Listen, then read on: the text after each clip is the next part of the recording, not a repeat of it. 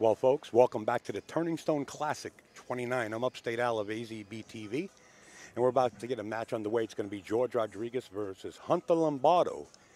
It's a race to 9. But before we actually get started and underway, we have folks to thank that are on board with sponsoring the live stream. Mike Burton. He has all the Josh cues from the oldest ones all the way to the newest. In fact, he's got a special edition break cue here on premises. If he has any more left, get in touch with him at that phone number right there on your screen. The Grimaldi family, Thomas Grimaldi. If you're looking to build an arcade or a man cave or a lady cave in your household or your establishment, this group of folks can do it. 4 generations in the business. Go over to Facebook, look up Thomas Grimaldi, and look at the pictures of some of the jobs that they just done. It's incredible. Thank you. Mark Dion's going to make it happen with his Winter Classic at Snookers in Providence, Rhode Island. Right now, it's, I believe, over 100 people signed up. He's closing the gate at 1:28. Get in touch with him at that phone number at the bottom of the monitor there, or email him at New England 9-Ball Series at gmail.com. We want to thank the Kings of Vapor, also the Kings of Billiards in Akron, Ohio. Kamui, KamuiTips.com. Go over there and click the pink link to support breast cancer awareness. We've been hearing it from Jennifer Beretta right out of her pool room at Skyline Billiards. We want to thank Greg Antonakis. Get your Southwest from the best. Make sure to contact Greg at ga9ball at gmail.com. We want to thank light-systems.com. Billiard product reviews. Go over there and look at the honest, unbiased reviews of all things billiards. Very impressive information right there at billiardproductreviews.com. We want to thank Chalky Sticks. The latest 2018 upgrade will blow your mind. You now have professionals describing the mental aspect of the game along with shots on the diagram. Besides a locator, if you're out of your state or somewhere in a strange area, you want to know where a pool room is, you open the app, it'll tell you where the closest pool room is. Has a 24-hour billiard channel where you can watch pool and billiards 24 hours a day. It's chalkysticks.com. Free to download. chalkysticks.com.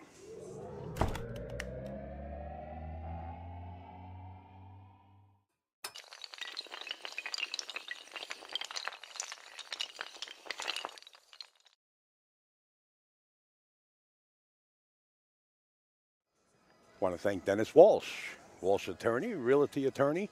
He's out in Chicago, does tremendous things for pool. Besides, if you're in the market for a house or an apartment or a piece of parcel, you want to build a building 90 stories high, this is the man to see. It's Dennis Walsh.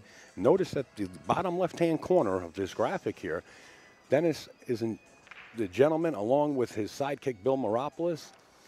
They take care of the George Fells Memorial Straight Pool Challenge. They are the ones that produce it. There's over $16,000 in prize money up for grabs at Derby City Classic. Say hello to Dennis Walsh when you're down there. Checchio, the sports drink that took the I believe, part of Europe and now the United States by storm. It's us.checchio.com. Checchio. We want to remind you that AccuStats will be at Derby City Classic.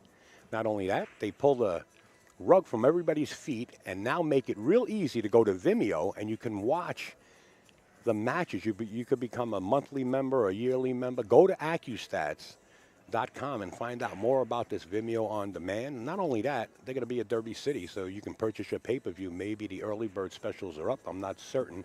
Really not too much time for upstate. I'm behind the scenes busy. BaltimoreCityCues.com. They're right here on premises. If you hold an event like this, majority of the time you don't have a pro shop. Well, they bring a pro shop. Anything from tips to tables, it's BaltimoreCityCues.com.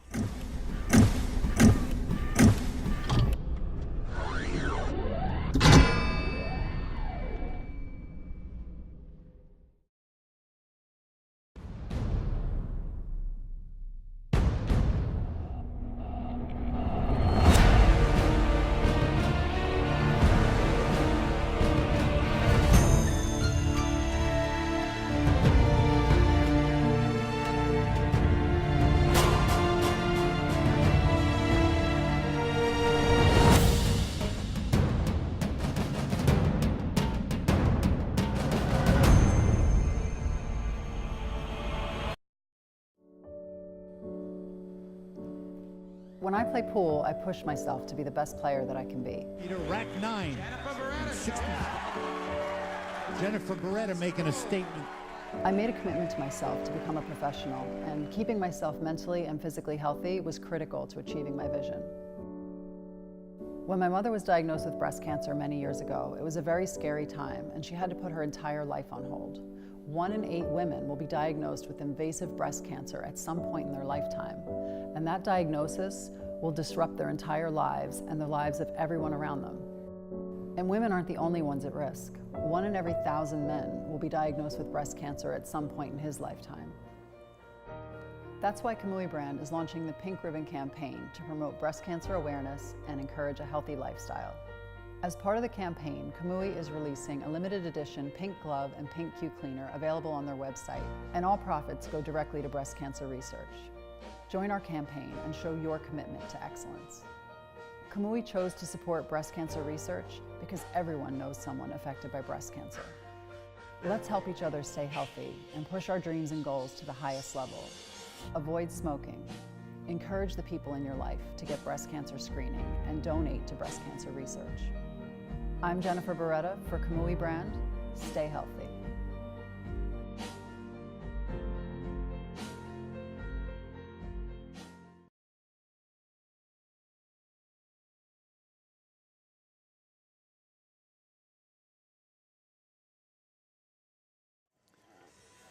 That's right, folks. It's KamuiTips.com. We're ready to go. We're waiting the introduction, the official introduction by Mike Zuglin, and then we will be underway. Until then, we are on a standby. All right, players, we're going to get this round going with the exception of 7, 11, and 14, and those players on 7, 11, and 14.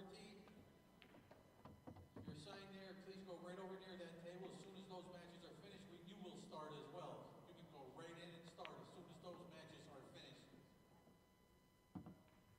All right, let's start right up here on table number 1 from Westmoreland, New York, a regular on our tour. He plays out of Hippos, the House of Billiards, where we have our Al Conte Memorial Tournament every season. Willie Oni, his opponent, he's from Sparta, New Jersey. A lot of high finishes on our tour. He's a regular here at Turning Stone. Jason Mikas. All right, good luck. You still doing the total info? Totalinfo.pool? Totalpool.info. Excuse me. Check out his site. Totalpool.info. Jason Mikas. All right, table number 2 from Brooklyn. He's a multiple winner on the Predator Tour. He's a 2016 runner-up at the Empire State Championships. He plays out of Steinway Billiards in New York. He's sponsored by Adam Japan Hughes, Rafael DeBreo, and his opponent. He's from Bridgeport, Connecticut. This is his first tournament here at Turning Stone. He's won the APA Best of the Best tournament. He's also APA State Team Champ. Mark Haynes, first time. Good luck. All right. Table number 3 from Verona, Connecticut, one of our regular players, as well as here at Turning Stone. He's a lot of high finishes and many local wins in his area in Connecticut. Steve Mack. And his opponent, first time playing here at Turning Stone. He's an active duty Navy diver. He plays out of Snookers in Providence, Rhode Island. We'll have 3 tournaments scheduled at Snookers. Check out our schedule up there. Ryan Urso. Good luck, guys. All right. Here's a good matchup down here. First from Ackworth, Georgia. 6-time winner right here at Turning Stone. 4-time World 9-ball champ, U.S. Open champ, 18-time Moscone Cup Team USA member.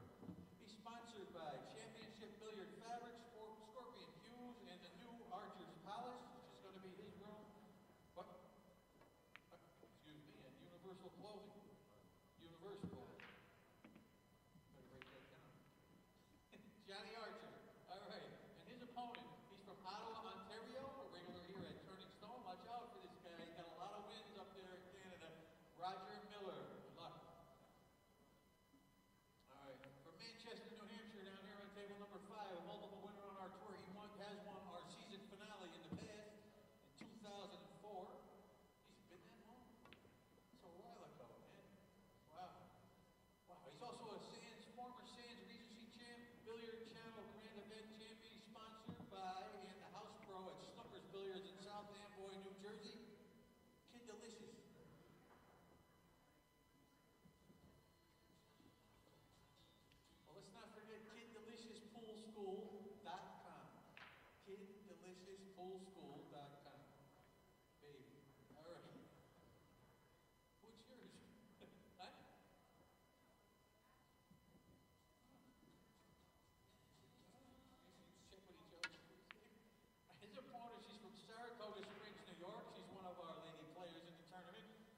She always comes to play with us here at Turning Stone, and we appreciate that. She's played in 14 women's professional events.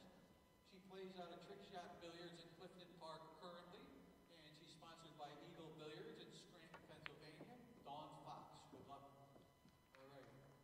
Here's another good match between two young players. First from London, Ontario, 6-time Canadian 404 Tour champ, 8-time Strokers Tour champ. He's sponsored by Rhythm Cues, Jesse Piercy, right there. His opponent, he is the 2017 NATA Nationals 8-Ball Grandmasters champion. Also a 5-time U.S. Amateur Championship qualifier. Also many high finishes on our tour from Ithaca, Hendrik Drost. Good luck. Okay, 7 is a match in progress. Get that done. It will be, when 7 is finished, it will be Clyde Mata versus Asar Spayu. You guys are on 7. All right. All right, down here at the live stream table, free live stream, azbilliards.com. Check it out. We have 2 young American players. First from Brooklyn, multiple winner on our Joss Tour, Empire State 10-ball champ, New Jersey State 10-ball champ. He's sponsored by Baltimore City Cues, right up front there, Artitude.com. There's John over there. Gotham City Billiards and McDermott Cues, Jorge Rodriguez. All right, great player. Another great Testing. player from Royal Palm Beach, Florida. He's been coming here for years. He's a top 10 American player. A lot of wins to his credit. Sponsored by Precision Tips and Mez Cues, Hunter Lombardo. Good luck. All right, Mike's made the official announcement. We want to welcome aboard Michael Yetnick and Gene Hunt in the booth. Hey guys, thanks for listening. Looks like they're about to start the lag, so get on here just in time. There they go, folks. Right there at you. Plays out of the Golden Cube Billiards in Albany. He's the George Rodriguez on the right, Hunter Lombardo on the left. George Rodriguez representing Gotham City Billiard Club, McDermott, and also now a sponsored player of Baltimore City Cues. And McDermott Cues too, right? McDermott, yeah, I mentioned that, yeah.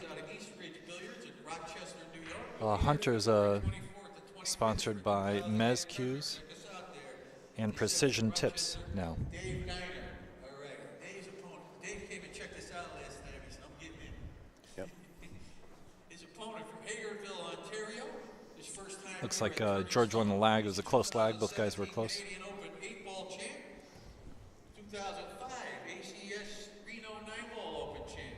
And he's a cornerbank semi-pro 10-ball champion. Adam Montour. Good luck. Hello. Yep. Okay, there we go. You're going to be on channel 5, Gene. I'm on channel 4. Complete. All right, guys, so we have 2 of the better players from the New York area. A couple of my favorite guys to play, both classy guys, both tough competition at the same time. Hunter Lombardo and Jorge Rodriguez should be an exciting match. Definitely 2 strong players. I like the way they both play. In the back, you can see Eddie Colhane, his hat. So let's see if George does a cut break and tries to make the 6-ball on the 1. 6-ball went straight in and the 1. Yeah. And the 2. A little bit of tough action. He's not going to have a shot in the 3. So we're going to see a little cat and mouse game right now. George's going to push out. Probably to safety, not to a shot. And see who comes with it.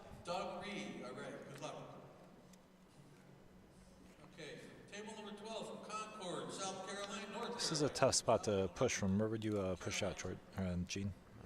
I think upper right corner. One of our regular tournament players here at Turning Stone. You should come play. I don't think he wants to leave a shot. I think he wants to leave a safety. Looks like he's gearing up to put it by the lower left corner. You know, a lot of people pushing out in a regular tournament to a jump. And in this tournament, there is no jump cues allowed. So it's kind of tough unless you know how to jump with a full-length cue. Yeah, both these guys, I believe, know all the tricks in the bag and can probably jump pretty well with the full cue. Looks like I like George that is... idea better. If he's going to just play it safe.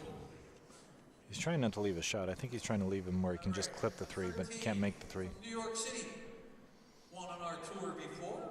He had a 5th, 6th finish. Trying to freeze him on the rail there. Not too long ago. He's a house Might have pro left at it Society Billiards in New York City. Welcome Jonathan Smith and his opponent. Oddly enough, this is the exact kind of shot that Hunter was practicing before the match, the rail shot, you know, long straight in shot. This is an off-angle shot, but smart play on Hunter's part to warm up, working on these shots. Good start to good shot to start out. Let's see how he fares. He's going to go for it here. Probably play 2 rails for position the 4 on the other side. He's able to slow roll it in. And it looks like he's got the corner instead of the side.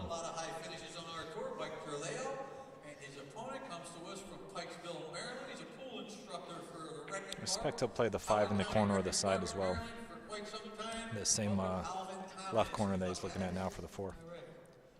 Over here from Cheltenham, Pennsylvania. He looks like somebody we see. Looks just like somebody, I don't know. But he's probably going to play the 5 in the side and play position on the 7 in the side. So he's going to float above the 7 here. Play the 7 in the same pocket as the 5.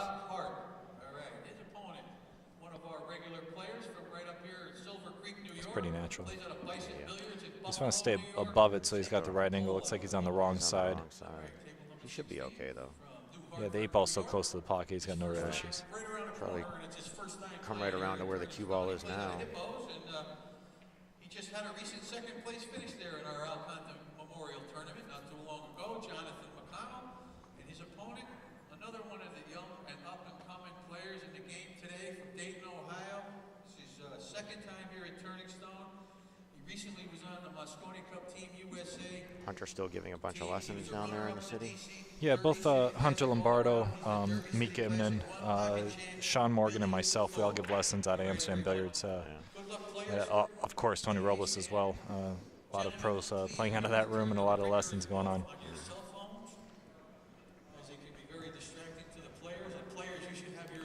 Yeah, I see quite a few of your streams, straight pool that you put up there. Yeah, I run the straight pool league out of Amsterdam Billiards. It's a fun league for us. I actually had Mika in the league this last season, and Del Sim, a couple of very strong straight pool players. Del ran a 122 in a game, and Mika ran a 189. Wow. Last season I ran a 122, so we're trying to put some hundreds down over there.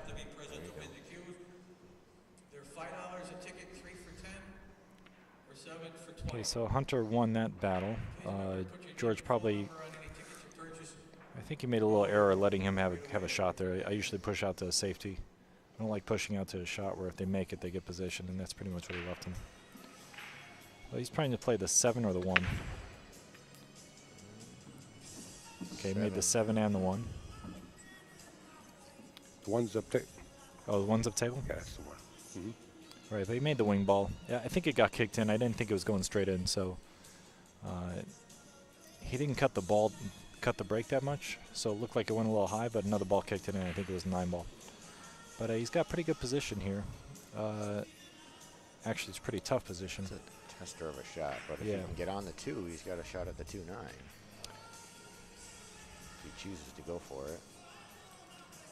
Yeah, if he makes the ball, he'll be sitting pretty. But if he doesn't, he's done. So this is that shot that determines whether you win or lose the match. I might go ahead and play safety here, bank the 1-2 rails towards the middle diamond, try to put the cue by the 6-ball. That's the only reasonable safety I see here. Or he could just, bank it to the middle diamond and let George bank at the 1 and or play safety and get in a safety battle. But I don't know if this is the right shot to go for here. Based on how long he's taken to shoot, he also questions it. Not an easy shot here. Yeah, he's deciding to go ahead and push out. And very smart shot. He can actually leave the cue back where it was if he wants, or leave a straight up safety. He left a straight up safety. George is definitely going to take this. Yeah. He can shoot into the 3 here and bring the cue ball back behind the 5, the 8, and the 6, and has a big wall of balls there. As long as he doesn't make the 3, which would be kind of a bad roll, but I think that's the play here. Just knock the 1 into the 3, bring the cue ball back table. I think he can do that without even if he hits really hard. Yeah, no, just a thin hit. He's going to hit this then, and the cue will come back, and the 1 will stay in the same area. He's going to give it back. Okay, so we'll probably see Hunter do that shot. I said the shot like it was an easy return. It's not easy, so I understand him giving this back. But I do think that George was supposed to go ahead and take this. Well, he banked it at the 9. And he left the 1. Yeah, I don't agree with that shot. I'm sure Hunter would probably take it back after the result. Definitely wasn't a free shot there. Now, do you hit this with a little bit inside English and try to spin off the 9 to the right, or do you use a... It's a scary shot. Yeah.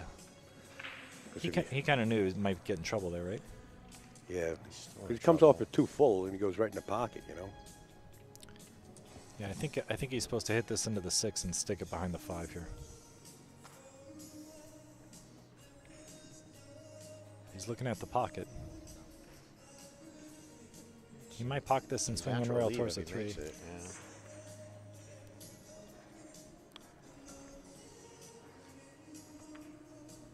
All right. Oh. I didn't see that coming either. No, not on these tables. It's hard enough to shoot him in the side, let alone roll it in off a cut. Yeah, it was a tough shot. He focused all of his attention on pocketing the ball and lost the cue ball a little bit. The cue ball was naturally going to go towards the 3, so he kind of just didn't see the scratch and played the natural position without being aware of the scratch there. To his dismay, he's going to be down 2-0 probably after this. It's pretty easy out, especially with the ball in hand.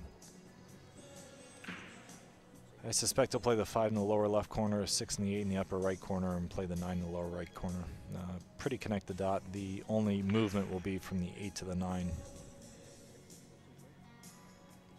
Cue ball is going to be, very little movement for these next few balls.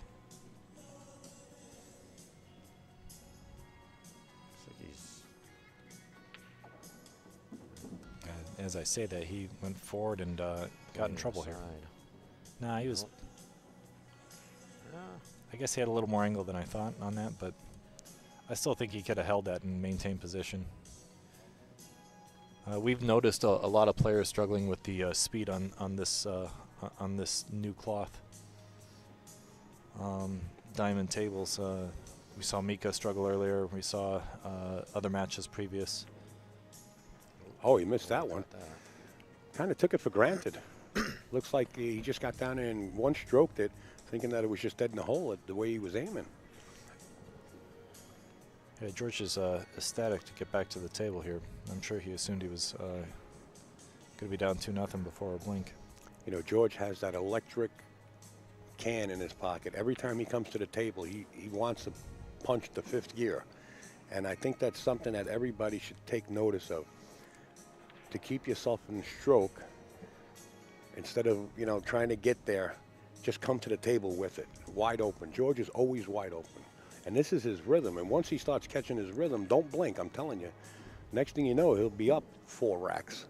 Yeah, he'll put a 4 or 5 pack on, especially a 9-ball like it's a joke. Right. But we're watching both players can do that very easily. So Sure. I'm just talking about the rhythm. They say, well, Shane Van Boning just kicked the 5th gear. That's that game. Yep. When they're in full punch. And George just comes to the table with it. Yeah, Jason likes to speed his game up too. All these guys, a lot of the guys speed up their game a little when they get in stroke. Hunter will stay the same pace, whether he's practicing in the pool hall here on a live stream, U.S. Open. He's got a really strong discipline as far as his pre-shot routine. Shows very little emotion, no matter what happens. As much as I love and hate these guys, because I do love and I have a love-hate relationship with both these guys, because they're just we're constantly playing against each other. But Hunter's mechanics are hard to not respect. He's just very, very strong mechanics, very strong discipline. And George is just a powerhouse. If he catches a gear, you're in trouble. But the discipline of a guy like Hunter sometimes prevails against those guys. Let's see what happens this match. George came up dry. He did cross over the break. I think in 9-ball, I don't think. I know that generally speaking, if you're doing a cut break, you want to stay from the side you're breaking from, hit it on that side. You don't want to cross over the 1-ball. 10-ball, we've all gotten in the habit of crossing over because it's a little more advantageous than 10-ball. But 9-ball, you don't generally want to cross over the rack like George did. You probably won't pocket a ball. Back at the table, though, the position on the 2 looks a little bit dreary unless it goes by the 5-ball. Think that goes by the 5, Al? What are we looking at, Mike? What do you think The it 2-ball. does? Maybe it goes by. If it goes by, I'll probably I'd say it goes by, yeah. Yeah. It goes right in the pocket because the position he just played. Yeah, the 2-3 will go in the same pocket probably.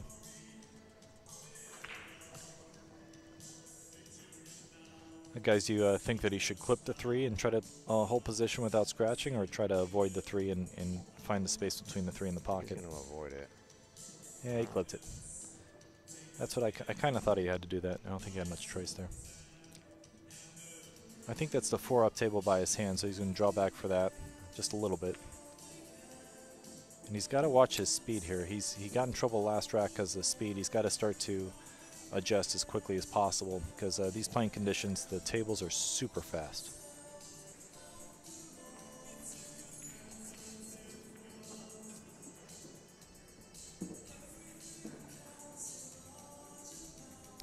The rest of this rack looks pretty easy. He's just going to want to probably stay underneath the 6 so he can naturally get up for the 7. It's close enough. He can still get to that long rail and get pretty straight in on the 7. And his only objective here is to get slightly above the 8, favoring the up table so that the cue ball goes down table towards the 9. He doesn't want to go up and down table from the 8 to the 9. Looks like he might have left this slightly thin, but he still should be all right.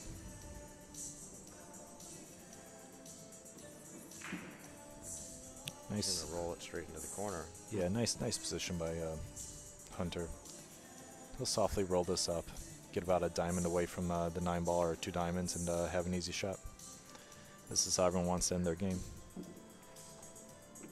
He'll use low outside in this, and he'll hit this with slight pace. He's not going to slow roll this ball in. You'll notice that on the 9, a lot of guys will do that. They'll use a little bit of outside English and hit it with a little more pace. They don't want the ball to skid. A lot of times when you're on a pressure ball, your stroke gets a little, nervous, and you might hesitate on the final delivery. So you'll see a lot of these guys, they'll make sure that they don't hesitate by following through a little extra, controlling that cue ball. Just like that, I think we got a 2-1 score, right? Hunter over Georgie.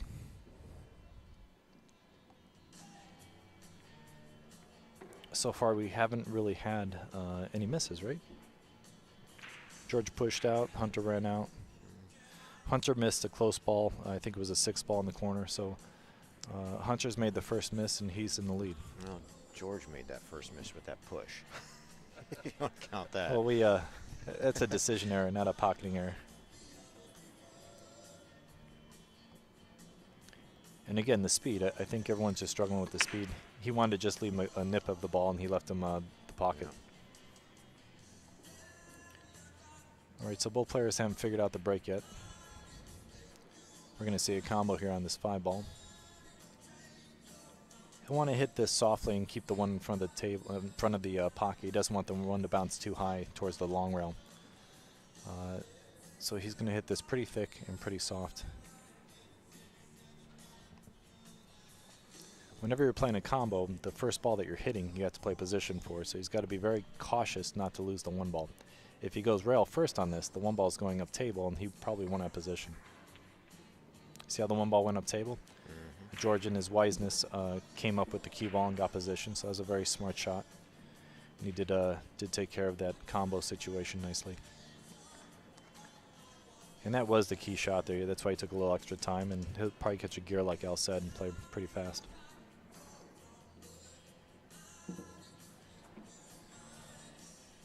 Now, the 3 to the 4, I'm assuming he's going to play the 4 in the upper right corner, but he could draw back and get position where the 2 is with the cue ball and play it in the side or in that general area. But I suspect he's going to play for the 4 in the corner, unless he Might leaves even be too thin a looking shot. at it in the left corner. I think to see if it went by the 7. I think this is what he just looked at. Oh, no. Oh. These are diamond tables, guys, so if you hit it in the jaws, it won't go in. You have to hit it into the pocket there. Yeah, George knows that. You know, his official room is Gotham City Billiard Club, and that's the shirt you see him wearing. All diamonds. Beautiful tables.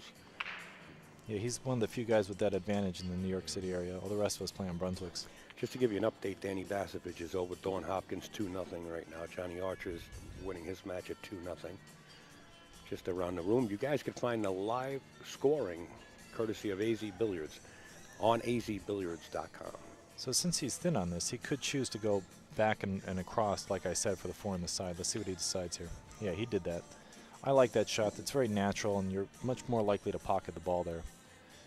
So he decided to go back and forth with that cue to get position on the 4. Probably play the 4 on the side and the 6 in the lower right corner.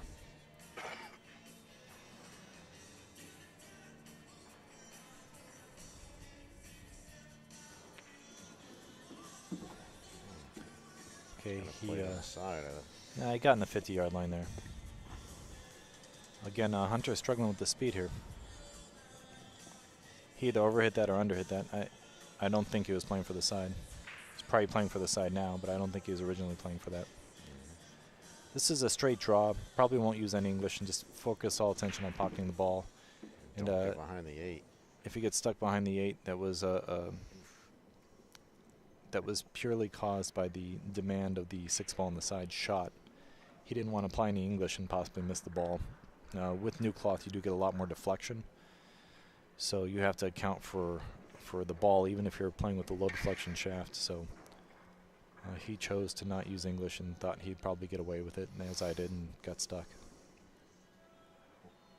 He can either kick 2 rails and hit the edge of the 7 and try to leave him safe behind the 8. He also looked at a jump shot, or he could kick 1 rail at the 7, or 2 rails this way. He's got a bunch of options here.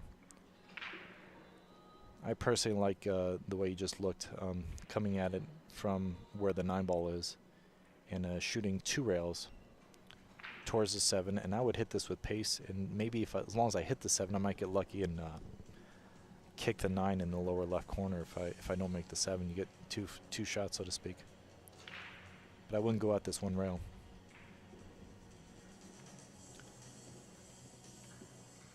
Okay, so he went this way and tried to get him behind the 8. It's not going to work very well. Yeah, George's ball pocketing is pretty fierce, so I suspect he'll pocket this well.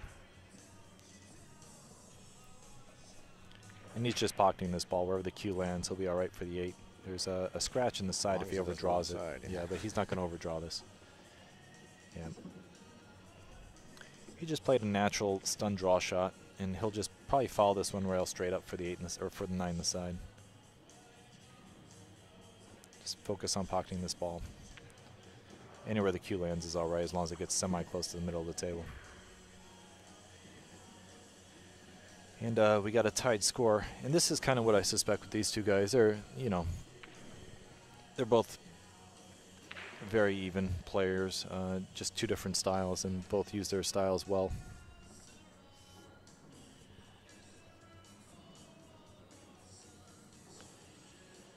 Guys, you're asking what George did after this break. I think Hunter came with try, and that's how George got to the table.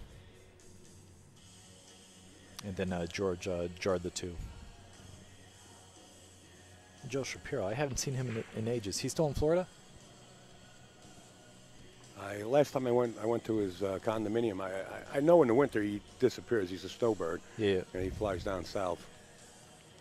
Man, that guy's done a lot for pool. Yeah, he sure has. All right, so he went with the cup break. Rattled them both. Almost made the 1 in the side, almost made the wing ball. And I think just barely came a try. He's a little sick. Yeah, because that's a pretty open table. And once you get to a certain level, and all of us are sort of at this level, you have to pocket a ball on the break or else you're in trouble. And that's why George is showing a little frustration. He knows that the break is really going to determine who probably wins this match. So Looks like he almost had it figured out. He'll probably make another slight adjustment and maybe nail it in the next rack if he gets a chance. You know. Meanwhile, Hunter's at the table. 4 ball's his problem. He's either going to make a solution by playing the 4-9 or playing the 4 up table. I really maybe play it on the side. Yeah, he could play in the side or up table in the corner. No, he's got a couple options. Depends on how he gets on this 3. Yeah, it'd be more natural to play it in the lower right corner, but the 9 blocks that pocket. So let's see what he decides here from the 2 to the 3. I think he's on the wrong side of the 2, if I see it correctly. Yeah, he's worried about getting stuck behind that 5.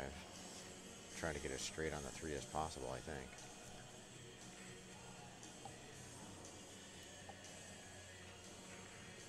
He's going to draw into the 5. Nope. Oh, that was it must go by the 8. Yes, it does go by the 8. Yeah, he wouldn't have played it otherwise, and I do believe he's going to play it in the side, like you said, Gene. Yeah, he clearly goes in the 8. There's plenty of room there, yeah. I think so. Al's amazing camera work. We got a better view here. So now he's going to play this 4 ball on the side, like you said. Probably play the 5 in the side. He's pretty straight on this ball. He might play in the corner or the side, depending on if he has an angle. If he has any angle, he'll play in the side. If not, he's going to draw it out of there. Oh. Double crossed me there. Good shot, Hunter. Good shot. Now he's pretty thick on this ball, so he's going to have to pop this, and this is where you could jar it like George, and that's what he did. You know, he seems to be shooting a little quicker than I have seen him shoot in the past.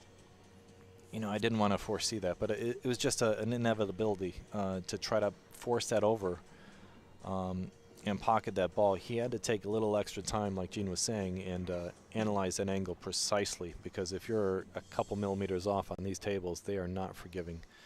Even though it's a new cloth, yeah, even though it's a new cloth, people think you can get a little sloppy on these tables, but new cloth, old cloth, diamonds are just not forgiving. So George is probably just going to pull back and play the 8 in the other pocket. He's a little too thick to do too much work, and he tried to do too much work. And I agree. I think he should have just pulled it back. Yeah, he just gave that game away. Left it a little angle. And George wants to concede the rack, but he's holding his control there. It's a little brutal. A little brutal, and that I would say is a mental issue, a mental error, and probably not understanding the table. If he was on a old cloth table, that shot would have been the right play. I would have played that all day long. But on new cloth, you can't. I think there's 2 problems. That one, you had that scratch, and then number 2, you can always run into the 8 ball, and then. Yeah, and the reason I think he almost ran into the 8 is because it slid on that first rail, so it went deeper than he thought. But just like that, poor Georgie's racking, and happy Lombardo's breaking. So we're at 3-2 now? Or? Yeah, it looks like 3-2, right, Al? Yeah, 3-2. Yeah, so 3-2 in favor of Hunter. A little bit of generosity here by both players.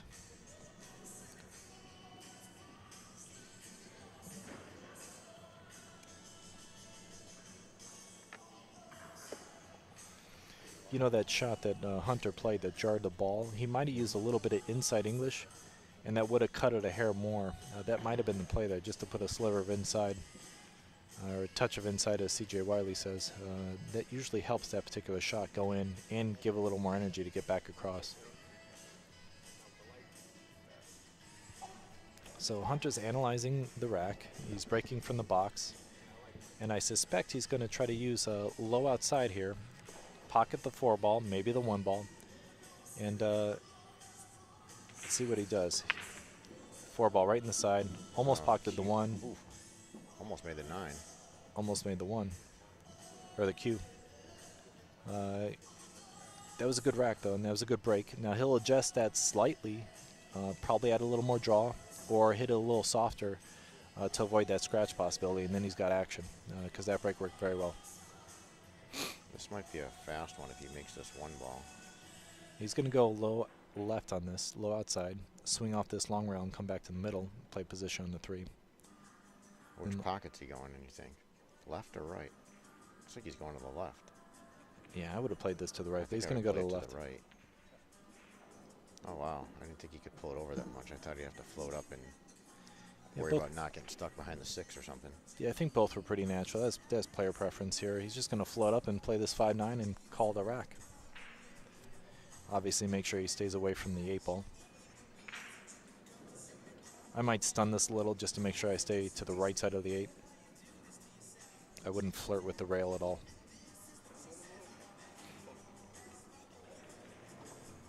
Okay, good shot. I like this. Go to the rail, come back out. And just like that, he's going to have George racking again.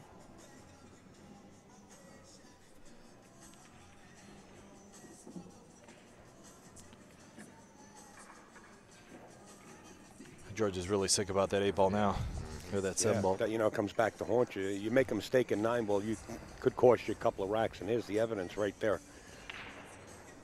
George would be real fortunate if it doesn't cost him another rack. Yeah, those mistakes on this level could be the difference between winning the set and losing the set. Both guys are very capable of closing this out at any moment. 9 ball is such a fickle momentum game that once you have the momentum, if you keep it, your opponent's stuck. Yeah, got him handcuffed. Now let's see Hunter's break here. He's going to play the 4 again, and he'll use low outside again. He might use a little more low to beat the scratch, or he might hit it a little softer. Both work well, and let's see if that 4 just goes right in or not. Ooh. Okay, so what he did there was he hit that square, and he did that because there was a gap on the left side of the rack. When there's a gap, you can hit it more square as opposed to cutting it, and the wing ball still goes. So that was the situation there. He saw a gap, understands the rack, and exploited that, and got perfect shape on the 1 with a slight draw stroke. This is very natural to get to the 2, and if the 3 goes by the 8, he could just use a little bit of inside English off the 2 and get position on the 3 in the side. But let's see where he lands first here on this 2 ball. Well, that was nice speed. That could have jarred up, but he hit it with the right speed on the 1, so that didn't jar. And he's checking to see if the 3 goes by the 8, and if it does, I believe he'll play position for that side pocket there. This is top with a little bit of left English or inside English, and if he doesn't have that, then he'll swing around for the corner, but he's got that position. Now he would like the cue almost where it is now after pocketing this 3, so he'd like to draw back to the same position so he has a natural position to go up table for that 6 ball, and then the rest of the rack's kind of a joke.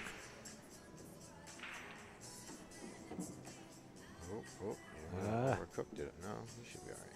Yeah, he still has angle, so he'll be able to force this over, and the side pockets are not as tight as the corner pockets here, so he should be able to hit this with a little bit of pace and get it down there nicely.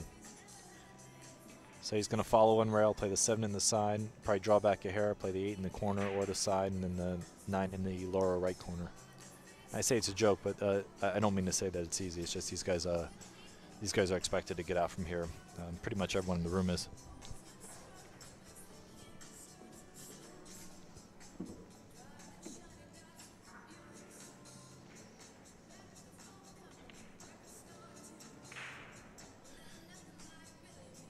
Guys, since we do have an easy rack, I'm going to go ahead and mention those sponsors again. For George, for Georgie, we have Gotham Billiards, McDermott Custom Cues, and Baltimore City Billiard Equipment, and the Artitude for Georgie. And then for Hunter, we have Mez Cues and Precision Tips. Just going to mention my sponsors real quick as well. I'm sponsored by Jacoby Custom Cues, Predator Shafts, Kamui Products, and I'm the house pro at Amsterdam Billiards. I'd like to thank my wife, Christine Jagdale. Also, a special thanks to Alex Paguline. He's been helping me, and I'm his assistant captain for the BTR. I'll be letting you guys know more about that on my Facebook page later. But back to this match. Hunter's making quick work of a couple of these racks.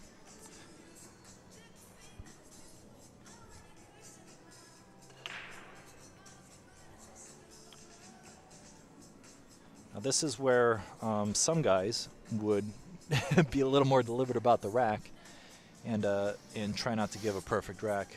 George isn't that guy, so George will probably give him a good rack. or if not, it'd be unintentional. So it looks unintentional.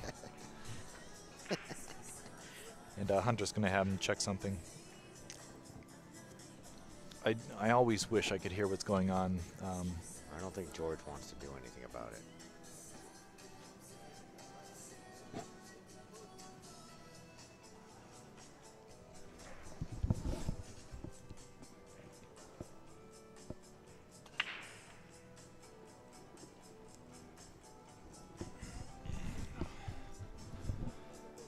George isn't racking the rack again, so he wants Hunter, or Hunter wants George to re-rack the rack.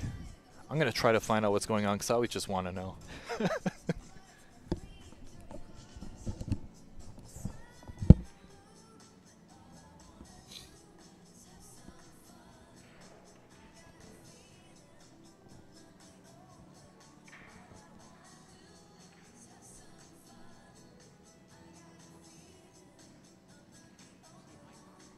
Yeah, what's up?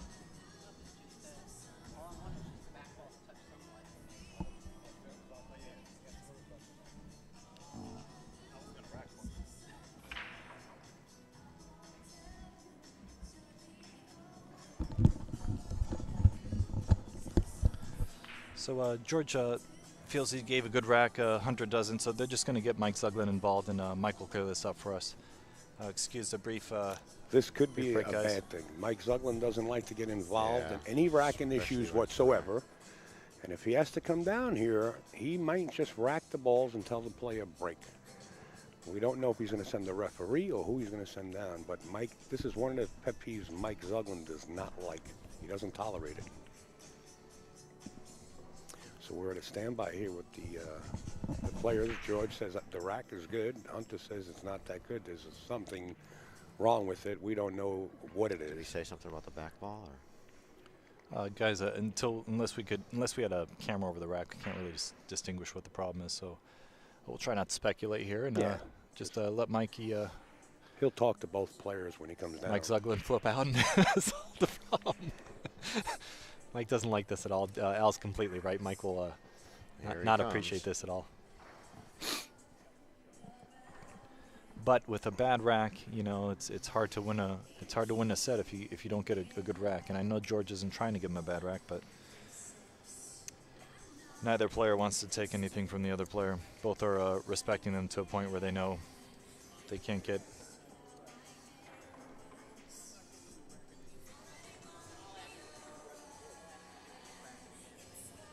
There you see Mike Zuglin is going to talk to both players now.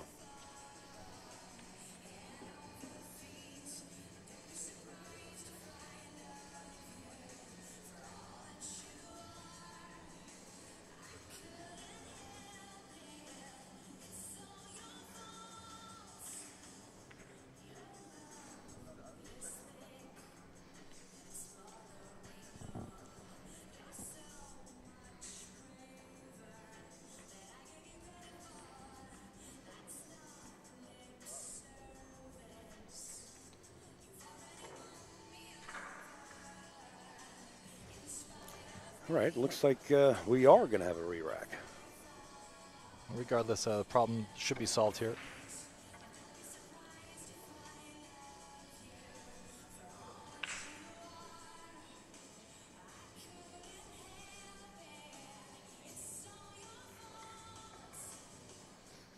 So we're back underway. All right, guys. So back in action here. We got Hunter Lombardo breaking. I forgot the score already.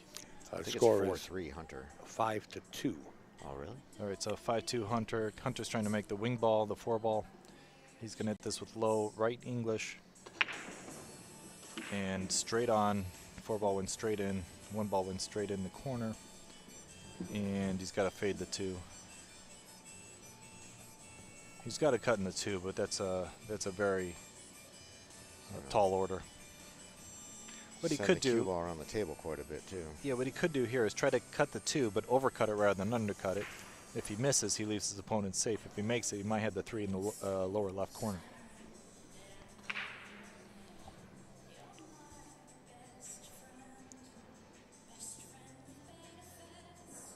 He might just be looking at a safe. Put the two ball Up on the long rail near the 7. And the cue over behind the 3. I'm not sure if he can hit the 2 thick enough. Maybe you got a better angle than me. I think he has to hit a thin hit on this too. I don't think he can. I don't think he can hit it thick enough to get the 2 ball back on the long rail by the second diamond. I do know if he overcuts this, he will leave him safe, or at least a very challenging shot. And if he makes it, then he stays at the table. Yeah, I like that play, and that was pretty natural. He just had to pocket the ball. I think he can draw this straight back to the short side of the 3 where his hand is now, and play position for the 4 ball in the lower or upper left corner. This is a pure draw stroke, no English here. English won't help him until he gets to a rail, so I don't see him using any English on the shot. Shooting over the ball. Oh. He could also try to go back and forth, which is what he did. But he got in trouble. He brushed the 9, which I don't think he meant to do, and that changed the angle on him and left him a little, well, a lot rough. What safety do you like here, Gene? Try to thin the right side. You like thinning the right side? Is he righty or a lefty? He's a right-handed player. Makes it a little easier. Still has to use a bridge, though, I guess. What about you? He's got 3 options here. He could thin the right side, like you said, try to put him behind the 8. He could hit it thick and try to bank it and pull the cue ball back towards the 6 and hit it hard enough to where it got back by the 3rd diamond, or he could try to cut it in. Okay, he went for the bank, and that was almost a free shot, and I think he executed what he expected there. He had shape on the 6, and the 7 ball blocked it if he missed it, and that's why I did like the bank as well. Last time he tried that, he didn't get away with it, though. This with is that true. Ball. Yeah, he tried to play a 1-9 combo though, and that was a little more, adventurous. But that's why you saw this shot. It's the same kind of concept, but a little easier to execute and a little more likely to leave him safe. Now George is probably going to try to kick at the 5 ball or 4 ball, whatever ball that is, and leave him safe behind the 7. I look for him to hit the first diamond on the short rail and leave him behind the 7. He's going the other route. I don't like this route. There's a scratch, and there's nowhere really to hide him. Right? There's no way to hide him. Now, if he made the 9, of course, I look like a fool, but I don't think that was... I like the other kick more. You had the 7 and the 8s possibly hiding behind, and you also could have just played speed to try to get him on that short rail, up table. You had 3 chances to leave him rough, at least. Well, an old-time pool player just rolled in, Al Fox. They call him the Silver Fox for many years. He come up from Florida. Incredible. Okay, Hunter hit that ball bad. He had a pretty big window there, and he lost speed again. This has been a common issue amongst the good players. They're all playing great, but they're losing their speed control on the cue ball. So until everyone locks into this speed, you're going to see what others would think is mediocre play, but these guys are actually playing quite well, and they're just struggling with the speed of the cue ball.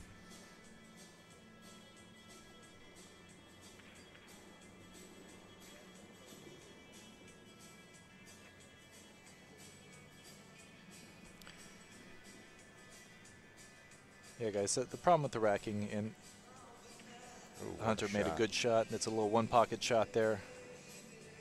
Strong shot, and I think he's got a 7 in the side, and he can float up for the 8 in the upper left corner, and then the 9 in the upper left corner. Demanding shot, but there's a slight safety built in on this 7. If he hits the right corner, he'll leave the 7 ball by the 2nd diamond there, or in that vicinity, and leave George with a tough shot. So being that this has a little built-in safety, it makes the shot making a little easier on this shot.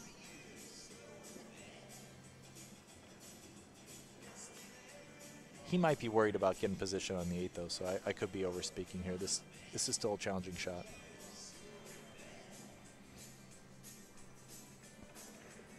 I think he's thinking of swinging around 3 rails.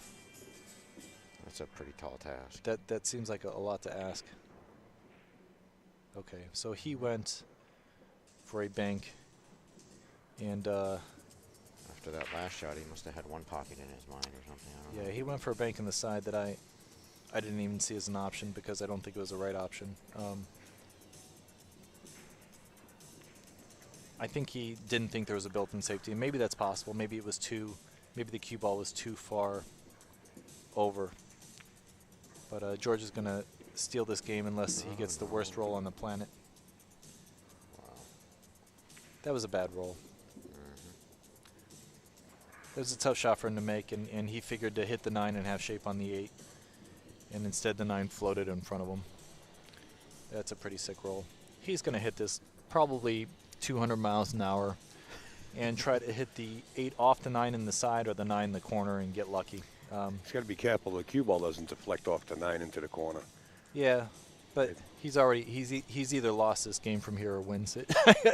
I kind of feel like I agree. You there's have no real you option. have to swing for the fences. Yeah, what's that movie called, Kicking and Screaming? Yeah. Go down Looks kicking like he and screaming. might have the right edge of that 8 ball, but He's kicking. Yeah, he's got a lot of good things that can happen here. It's just he hit it well. He hit the 8 first. Hunter's jumping up to see if he hit the 8 first, but I almost 1,000% sure he hit that clean. yeah, that's good. Hunter was behind the ball, so I don't think he could see it as clearly. I could be wrong too, but I think it was a good hit.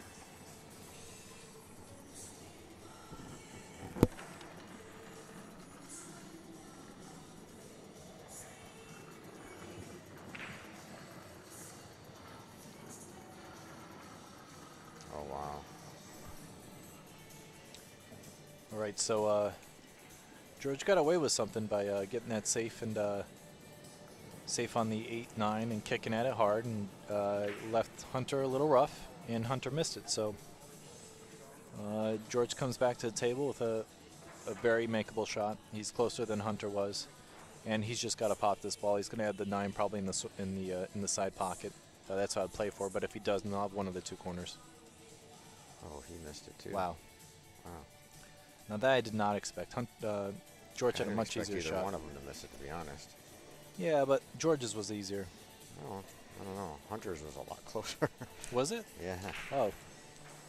I misread it. Sorry, guys.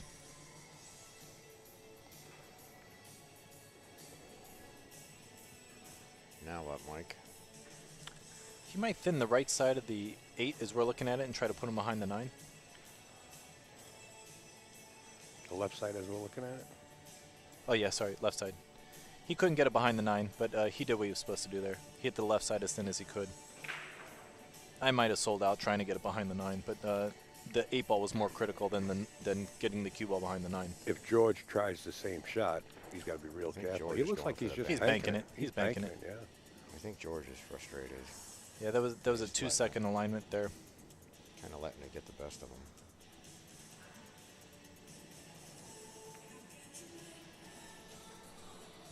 Probably figured he had too many opportunities at that point and kind of conceded in his head. He's not, he's not out of this by far. Oh, he's by no means out of this. George is a very strong player, and if he catches a gear, he could beat anyone in here. Hunter's the same deal, I don't know if you guys saw George Rodriguez just manhandle Alex Kazakis the last time we were at the NYC 8-ball championship. George was unstoppable. Yeah, he's a good player. I had a good run with George and Zion in the New York 8-ball championships and beat both of them back-to-back. I like 8-ball. But I'm fully aware that both of them can beat me because they have multiple times.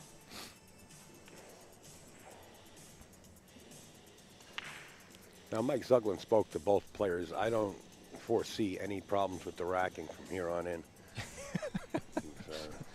Hugs after? Hugs by both players after? I remember one time we were here, each player had to pay a referee $30 each to rack the balls. That's I don't think Mike fined them, but he let them have it that way. Can I take a guess who the players were? I don't even know, but I could take a guess. No, it's all right. We'll keep those secrets secret. Keep it secret, keep it safe. So you tried play the 4-ball in the right side corner now. Yeah, he's on the opposite side of the table. All right, and it went high, which either means he didn't cut it enough or he didn't get the rack he wanted. Again, George comes to the table looking at nothing. Yeah, So I like to share this a lot, but there's basically 3 aspects to the game: the physical, the mental, and the emotional aspect. Both guys are very strong mentally. Both guys are very strong physically at the game. Mentally, I might give Hunter a little edge in the decision-making over George. In the pocketing, I'd probably give George a little head over Hunter. But George's emotional aspect at the table, he has a lot more emotional leakage and a lot more frustration outwardly shown, which is, I'm going to say, one of his only weaknesses. And it gives strength to his opponent, who happens to be Hunter at this point. So George, like myself, is probably working on that aspect of his game the most.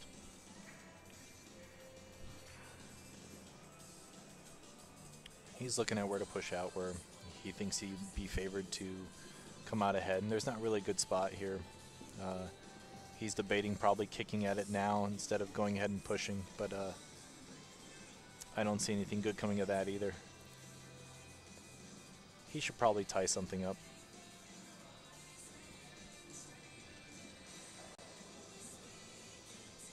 Yeah, Hunter's going to give this back.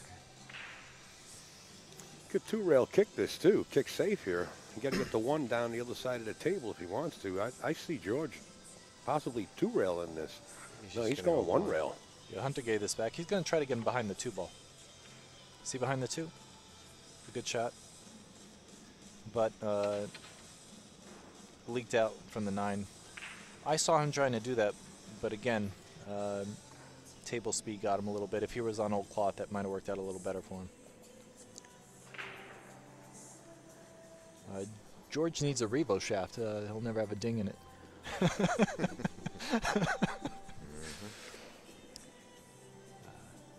I'm actually friends with both guys. I like both these guys a lot. They're hard workers and good opponents. But one of them's got to get on the loser's side, so that's how it is. This is almost a stop out from the 3 to the 4 to the 5 to the 6. But he's got the 9 the way of the 6, so he's going to have to move the cube from the 5 to the 6. Probably play the 6 on the side. So I look for him to follow it up a little bit or try to get straight on the 5. Does that 7 go by that 8? Can't tell from here. Oh, we missed that. No, he didn't. He did, yeah. What the French toast? How did that happen? That's a Yednak shot right there. Dead out. This is what George needed. This is what he needed. He's looking at the angle to come back for the 6 on the side, like Mike said. The 7 ball looks... He's looking at the 7 too, I think. The 7 doesn't easily go by the 8, so he's probably going to play the 7 in the other pocket as well. So he's got to get good angle on the 6 and a good angle on the 7 to get out this rack. And I think he got pretty straight, so he's could probably pull straight back. Yeah. Speed's a factor on this And table. he got really good on this. I think he can get on the right side and play short side position on the 7 ball, which is what he was playing for. That was a quality shot by George there. And that's the kind of pull that I'm used to seeing George play. So this is good here.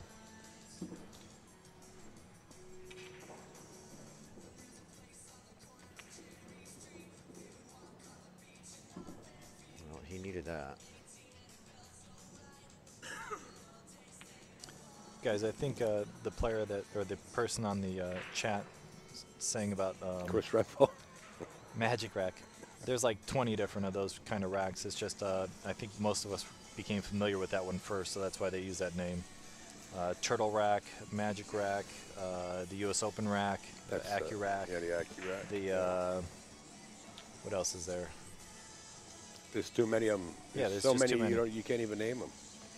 So How do you like the me rack we're using personally, I here? don't like the template. Me personally, it's like a guaranteed wing ball. yeah, if I had the template, I might actually win this tournament. Yeah. Like everybody else. Yeah, I mean, I'm not a rack mechanic, but I am a brake mechanic. I understand the brake very well, and I will probably get shape on the one a good 70% of the time or more with a magic rack or an AccuRack or a rack template. Yeah. But rack your own, I'm not as high percentage because I'm still going to make errors on my own, on myself. You know, when you can't get a perfect rack, you have to suffer the consequences. Again, Georgie breaks, makes a couple balls, and he's looking at the back of the 2 ball here. No shot at the 1. Trails by 3. If he had the cue ball in the center of the table right here, I would have to favor him to get out. But unfortunately, that's where he wound up because of the kick. Well, he's on one hand, he's somewhat fortunate. He should have scratched. Yeah, the 8 ball saved him there. He got a bad kick though, so he shouldn't have scratched. You know, the break is a little bit fickle and it's a little not. You can play it super precise, but when you don't have a precise rack, things change. So, all right, Al, let's talk about the magic rack or yes, the AccuRack. If a person breaks and runs 9 racks in a row, that's a skill that they learn. They're not manipulating the rack. They're not doing anything squirrely. So I actually like those templates, but I especially like them in 10 ball, actually. Well, in a format where you got win a break. No. Alternate break. Yeah, alternate break. Yeah, okay. It tends to be fair. Yeah. 10 ball, 9 ball, yeah. whatever you want. I don't care. I don't like losing because of the rack. It's you know, if I lose because I break bad, I feel like I deserve to lose. But if I lose because I'm getting bad racks, I don't feel so good. Now George made a good shot there. He's got to come up with a great shot now, and got a little fortunate, but got a little unfortunate. Slow down. He's not going to get a scratch. He's all right here. He's going to have to play short side position on this 4, so he's going to play the 4 in the pocket where this cue is now. He might go 2 rails. If he can beat the 7, he'll go 2 rails and swing down by the first diamond where he was just walking. And he wants to get almost straight on the 4 so he can follow up for the 6. So I suspect he'll go 2/3 rail position here. 1, 2. Got to make the 2 3. ball though. Right. But that was the right shot. You know, whether he makes it or not, at least you guys are seeing what the right shot is, and that was his only shot to get there. The new cloth, I think, might have got him with the deflection. I'm always giving guys excuses because that's what I do. Oh, no. It wasn't an easy shot. Missable. So Hunter might have to go 2 rails, short rail towards the 4, try to get in the same position the cue's in now. I don't think he can spin to the right unless the 2's farther off the rail than I see here. If he can spin to the right, I still don't like it as much for position on the 6. I actually like getting where he is right now with the cue ball. It looks like he is using draw though, so maybe he can do something that I don't see. He's trying to slow roll it. Trying to slow roll it and succeeding in the slow roll, but he has that angle that I didn't want. He would have liked to have been straight in on the rail or close to it to where he could draw back and have the 6 easy.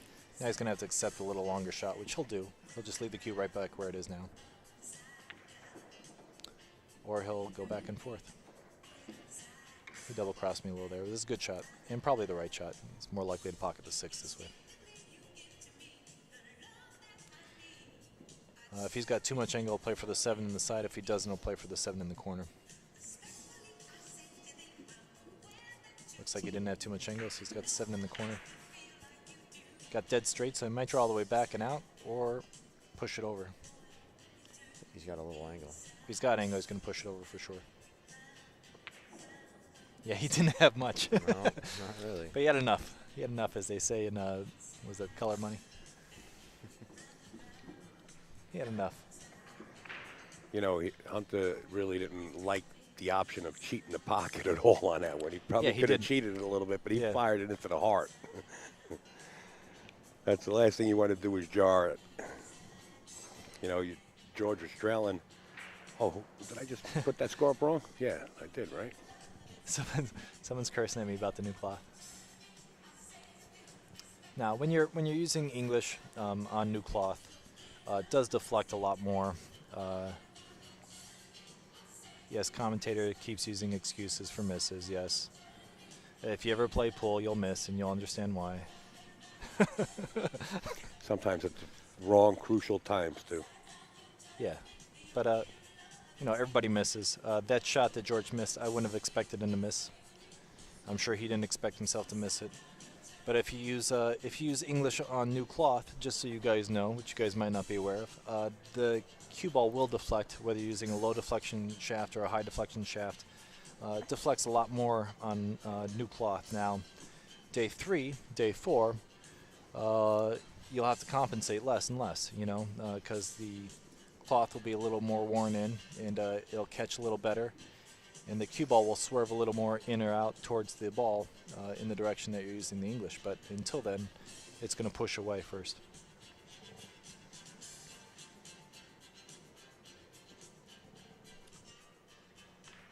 Yeah, I would agree. It does affect the angles off the rail a lot more than pocketing, but if you hit it with a little pace, it affects the pocketing more than you'd suspect.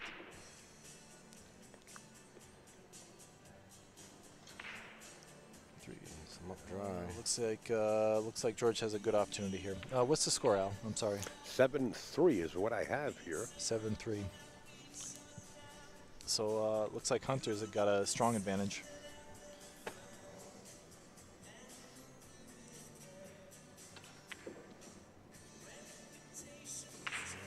Good shot. Might have pulled back a little too far. A little bit. Yeah. Probably gonna. Looks like he's gonna swing around 2 rails. 1, 2. Now this cloth could have gone wide and he could have got behind the 4.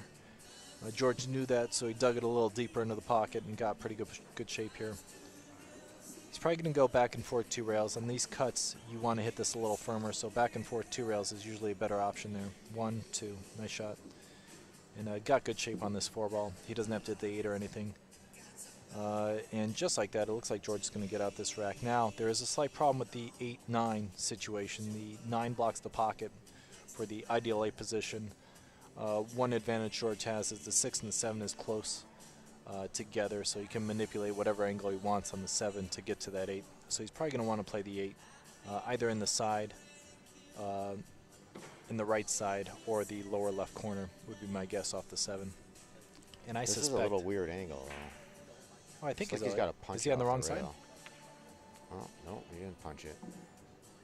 Yeah, it's the shot he played on that 6 to the 8 or 7 to the 8 that he scratched on. You know, that top inside shot. George likes that shot, and he hits it very well. There was no question he was possibly going to miss that shot. It was just whether he lost position, but he played really good there. Played really well there. So again, the 6 to the 7 to the 8. I suspect he's going to leave himself above the 7 and come short rail to short rail and try to play position on the 8 in the right side or right corner, back where the cue is. I think that gives him the most options and the highest position zone, or the largest position zone. What do you play here, Gene? I think I would try to get on the 7 and try to play that 8 in the bottom left. So you would try to go underneath the 8. This will work. This is a draw shot, and he's going to do exactly what you said. This is a soft draw. He doesn't want to draw too much here. Oh, he's going for the side. Okay. So he's got the side. If he overhits it, he's got the corner. I thought he was a little thicker, like Gene suggested. And Gene got me a little bit in the wrong mind frame. Or the right mind frame. If he was a little straighter, he would have played the 8 in the corner like Gene said. But instead, he's going to play it in the side now, I think. Oh, he played it in the corner. I would have definitely played that in the side. Yeah, just stun over to the left a little bit and have an easy shot in the 9. But George liked the corner a little more in the side, and he's going to be victorious either way. Looks like we're looking at 4-7, right? Yep. So Hunter Lombardo leads 7-4 over Jorge Rodriguez. Both guys are strong players.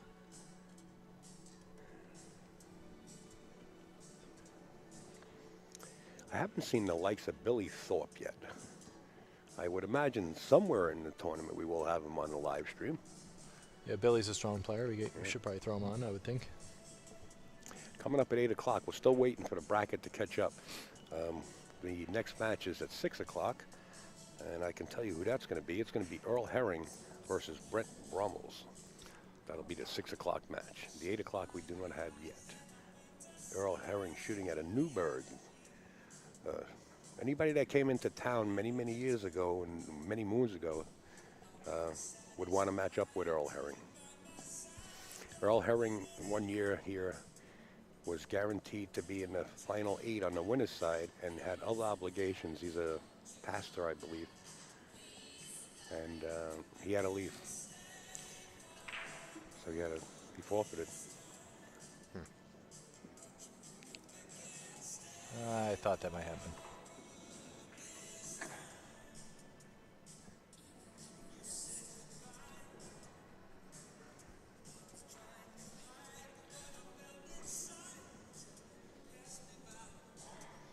Why did my camera turn blue there? Oh, I see what I'm picking up the light. Okay. Guys, again, Rodriguez's sponsors, Gotham Billiards, McDermott Cues, Baltimore City, Apparel and Cues, and The Artitude. Hunter's sponsors are Mez Cues and Precision Tips. Looks like he's going to try to pocket the 8-ball, maybe the 1 ball on the side. 8-ball went straight in. See if he can get shaped for one time. One time for Georgie. Nope. George is having a rough go at this, I tell you. He can't, you know, he's such a high rhythm player. He just wants, all he needs is a shot. That's all any player needs, but George has that extra gear, I'm telling you. And well, you, Mike, you know. Yeah, I know. Gene, you know him. Just the break is so critical in this game, and him not getting a shot after the break. I know you guys might be thinking George is playing bad, or that he, you know, might have to grind this out, but if George could just get a shot after the break, we'll see a different animal. His confidence will go up, his pocketing will skyrocket, and his position will get better. You know, that making that ball on the break is just so critical. He hit a good shot. He got him there. All right, looks like a 2-rail kick at the 1. I think he can go 1 rail. He may have a window between the 5 and the 3. With new cloth, you're probably right. The 1 rail is easier. But I like the 2 rail here, actually.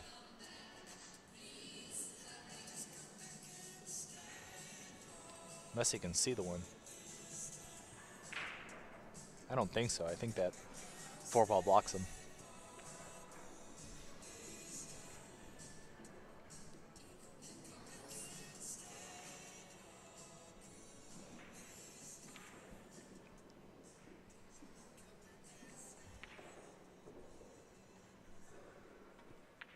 Oh, wow. Yeah, you could see the whole ball. That's why George was upset.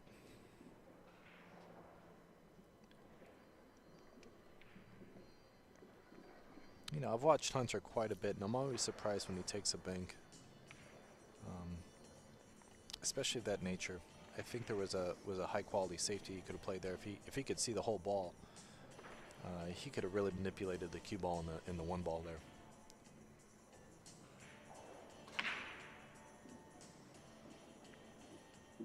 All right, let's see if George has a shot on the 2 and the 3. 6 block the 3 or no? No, 3 goes, I believe. The Perfect. way George looked at it, if I could read body angle, English, it goes. Yeah, he was so down there praying for the 6 to stop. the 5 is not easy. And he's got to make sure he gets position where he doesn't have to go into the 9 off the 3. So he's got to get to the left side of the table as we're looking at it, and make sure he's on that side of the table so he doesn't have to go into the 9 from the 4 to the 5.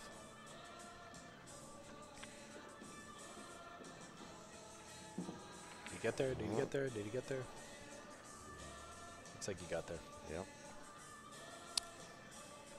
Probably a little straighter than he likes, but he'll be all right here. He'll draw straight back. It'll favor the left side a little bit. Or straight back. Couldn't shoot the pocket as diamonds. Sorry, forgot about that. He's going to pocket this ball. Low outside. Hugs the rail that way. Come 1 rail off the short rail. Try to get pretty straight on the 7 because he just wants to come 1 rail back for the 9. So I suspect a little bit of center outside here. Good shot, as long as he avoided the scratch. Looked a little nervous there. I think he thought about the scratch slightly after the shot. He would love to be like 2 more inches off the rail, so he wouldn't be on the rail when he pockets the 9, but he doesn't really have a choice here. He's gonna accept the shot. I don't think he's gonna pop off too much. As you can see, he did the best he could and got over the side pocket, which is a smart move. Ginky actually taught me that. When you have a shot that you're going to be on the rail, try to get over the side pocket so you have a full cue ball. Much less likely to miss then, and George speared it right in. He fired that 9-ball in. And I know you guys were thinking that Hunter was out of the woods, but he was no way out of the woods against a caliber of George. Looks like it's 5-7. Hunter leads.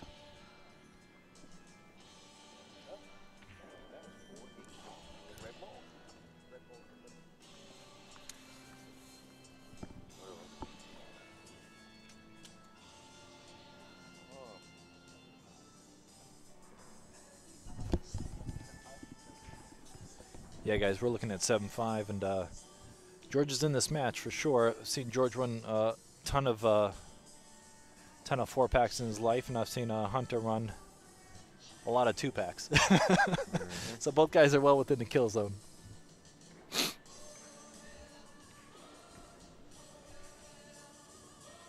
Hold your head up.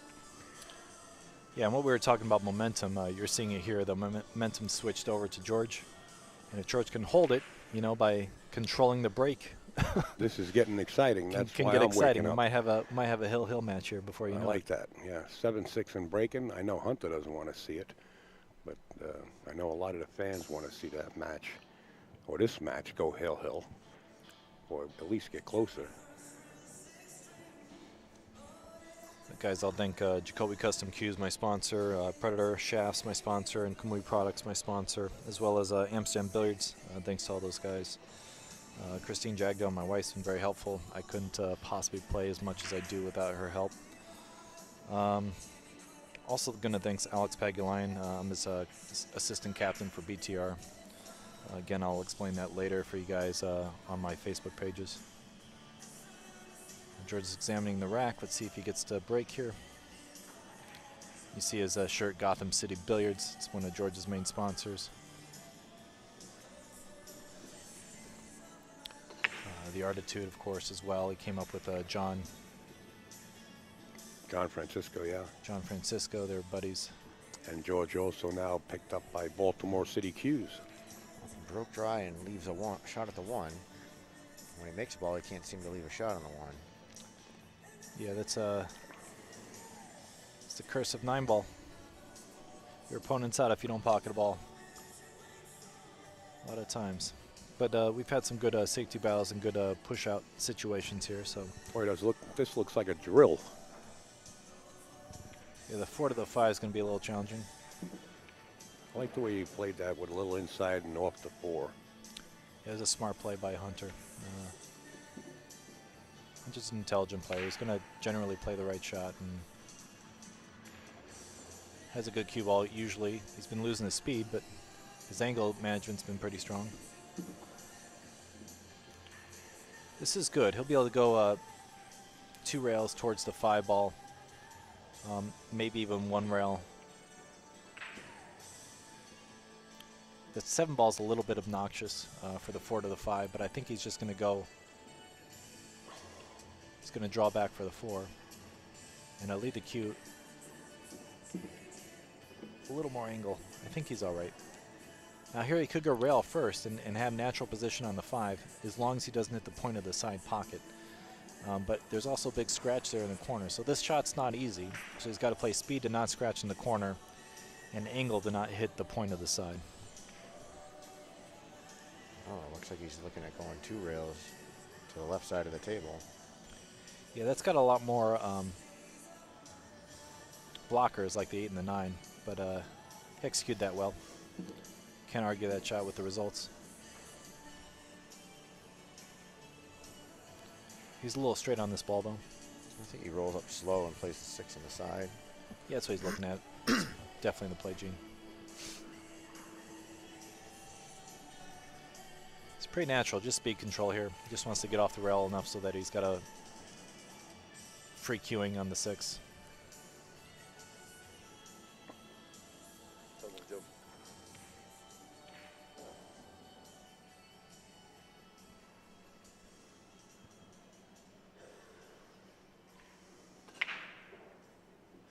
I actually like the other side of the table for the 5 because I can go into the 9, have position on the 6 on the side. I can go into the 8, have position on the 6 in the corner. I cannot hit either of those balls and get position on the A lot of 6. spin on that. Yeah, his speed has just been off. Good angles generally, but his speed has been off. He got fortunate here and didn't land on the ball. But Yeah, it's definitely scary for sure. I'm sure he was scared for a moment. Almost had a marriage counselor there. Almost got too close. Do you just bump the 9 and just hold the cue ball there and accept the longer shot? Yeah, I think he's got to accept the longer shot. He doesn't want to get jacked up on the 8. I think he avoided that.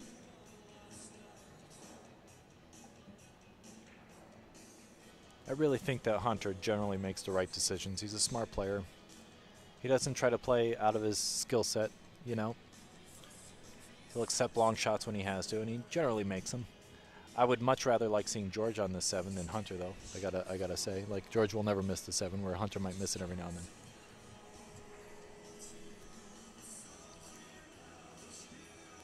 He looks like he's drawing this ball. I would probably hit this with follow myself. I'm a little He's surprised. just going to use left.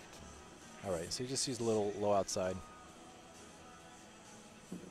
That was a nice stroke and a nice shot, and he's perfect here to get out. So looks like he's going to get to the hill first, unless something crazy happens.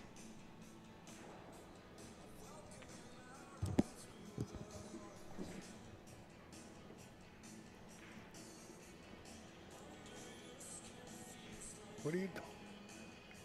This guy.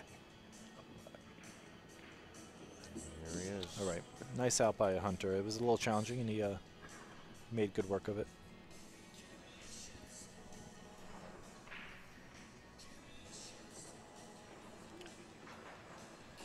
Guys, we should probably thank AZ Billiards for putting this live stream up, along with Al, Upstate Al, obviously a gem in the pool world. Special thanks to Mike Zuglin and the Joss Tour, and all the sponsors involved. Joss Custom Cues, Simonis, Aramith, Diamond Tables. Looks like Hippo's Billiards.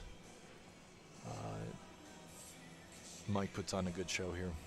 Turning Stone is hopefully reaping the benefits of Mike getting all these players out here.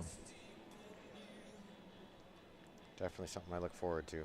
Yeah, this is definitely one of the best tours, and this tournament specific on the Northeast coast, you know. Or in the Northeast, we're not on the coast anymore, but it's a great tour. Okay, he hit it square and was playing the 1 in the corner. It was almost a 10-ball break. And he's not going to like this too much. No, doesn't look like a great carom shot. Yeah, the best he's got here is he can hit the 2 into the 9. The 2 will go down towards the short rail, and he can bank the cue ball up behind the 3, the 4, up table by the chalk on the short rail. I think that's the play here. Thin the 2 into the 9, and bring the cue ball up towards the chalk. As long as he can hit that thick enough to do that, or he can try to put him behind the 6. He's got a couple options with the cue ball. I don't see anything safing the 2. I see all cue ball management here.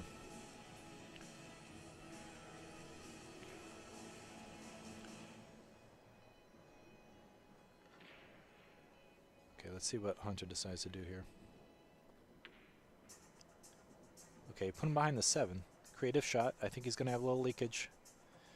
Got a little leakage. It was a good shot, though. Good, well thought out. Played in between those balls at the bank, and a little unfortunate not to lead George behind the 7. He hit that well.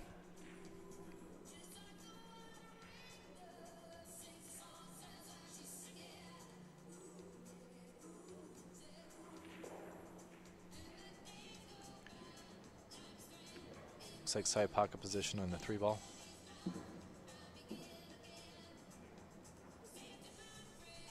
George seems to be handling the speed a little better. Yeah, he came a little too far, but he's got the 4 in the same pocket. Oh.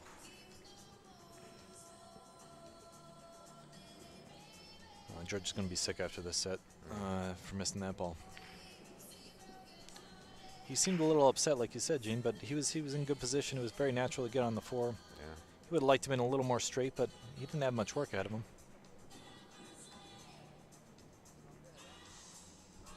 Yeah, I thought for a moment he was going to concede that. Yeah, he wanted to. It looked like you he know, wanted to grab the 9 ball and just. call it a day. He definitely hasn't played his best game here, and he knows it, you know.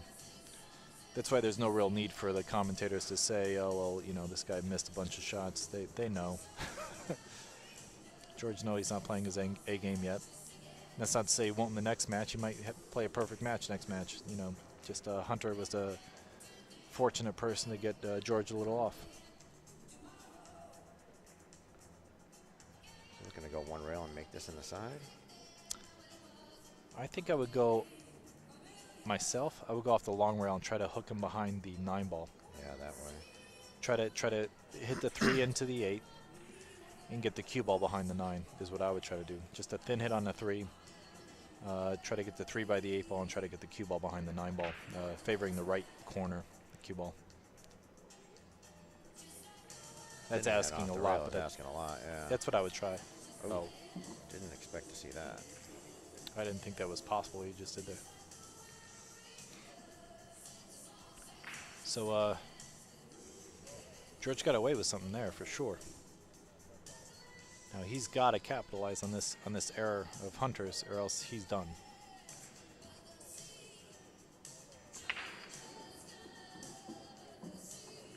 Okay, good speed there.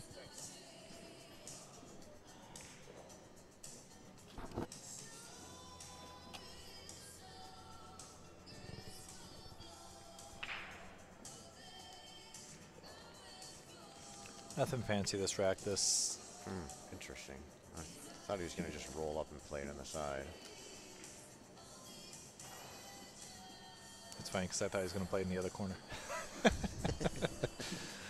I didn't like flirting with that side pocket with the cue ball like that. Yeah, I think he's going to favor the rail here, so he can just draw one rail off this natural towards the 8. I like this shot. If he scrapes the rail on the inside, this usually goes. He's not going to do that, but he did do that. But I believe that's the right play here. He's going to come one rail out, play the 9 in the same pocket as the 8. Pretty natural. We got Eddie Colhane here haggling us.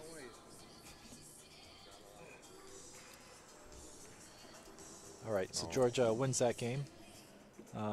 Looks like 6-8. And Hunter's in the lead at 8-6.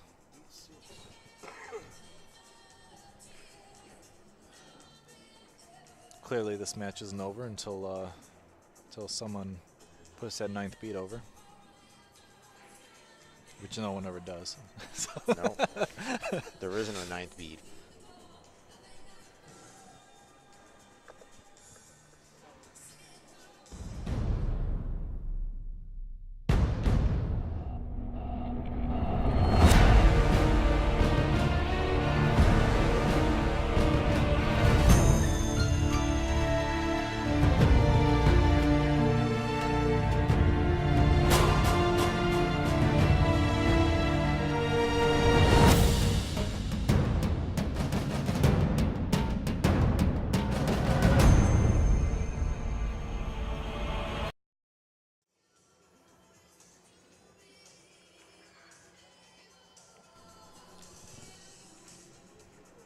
All right, guys, we got Georgie breaking here.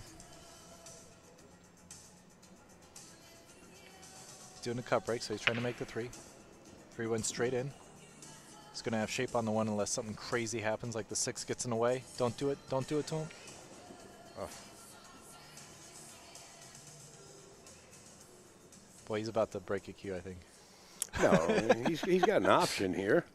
What's the option? This is brutal. I think he can kind of curve around that 6 ball and make Yeah, that little one. masse. That 1's hanging just enough, but the problem is where's the cue ball going to wind up for the 2? That's a table there on the right-hand side. I think he's got enough room to masse it. Does he have room between the 2 and the 6? Yeah. All right. Yeah, but he's just looking to see if he can go naturally into it. I don't think he can. I think he's got to spin. Yeah, he's going to spin a little bit. But watch the cue ball. Oh, yeah, that was good. Now he's got the carom. He's got to control the 2 ball here, unless he opts to play safe. He's going to go for the carom. He's going to play the 2 in the... Oh, wow. George is a one-pocket player also, and that's why he just went right off of the bank. But did he get away with it? He played a 2-way. He played the same shot Hunter played earlier. Well, you got away with it for now. depends on the outcome of what Hunter does. Yeah. Yeah, but he was trying to keep Hunter off the table, which is the best safety. Hunter could try to kick at this one rail, and he might make it off the 6 ball in the corner, or make it clean up in the corner there, up table. Or he could try to thin it and put it behind the 9, 7, and 4, the cue ball. If he can see the edge, that's probably what he's going to do.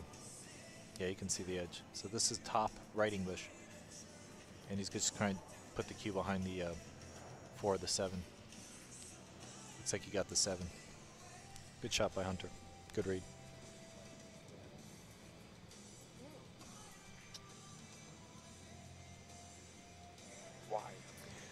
Just to answer the question in the chat, yeah, there was a push-out option that George had, but it was really no place to push out with the one hanging in the side pocket like that. Yeah, he had to go aggressive there, and had to get a roll and get something on the 2 after, you know. George is a little frustrated. Side pocket's coming into play there. It's a small ball. It's still a small ball coming out of there. You tend to hit this shy, and you don't hit the ball at all because you're afraid to foul the 8. Right, he's trying to go 2 rails and spin it into 2. But yeah, it's tough, small. With the new cloth, judging the spin to get it to spin over enough to hit the 2 and to not clip the 8 is a tall order, and everyone knows that, and that's why he's taking some extra time to try to make sure he's perfect on this. He's even considering kicking the other way because he doesn't like it. I think part of the problem is he can't really hit it full into it because of that side pocket as easily. That might be his only option, to go directly into it. Might be the biggest ball, but with the 9 ball there, he's going to have to go 2 rails. I don't like this. I don't like this at all. Yeah. And that's what happens. You tend to underhit it because you're afraid to hit the 8. Yeah, that's probably the end of George for this set.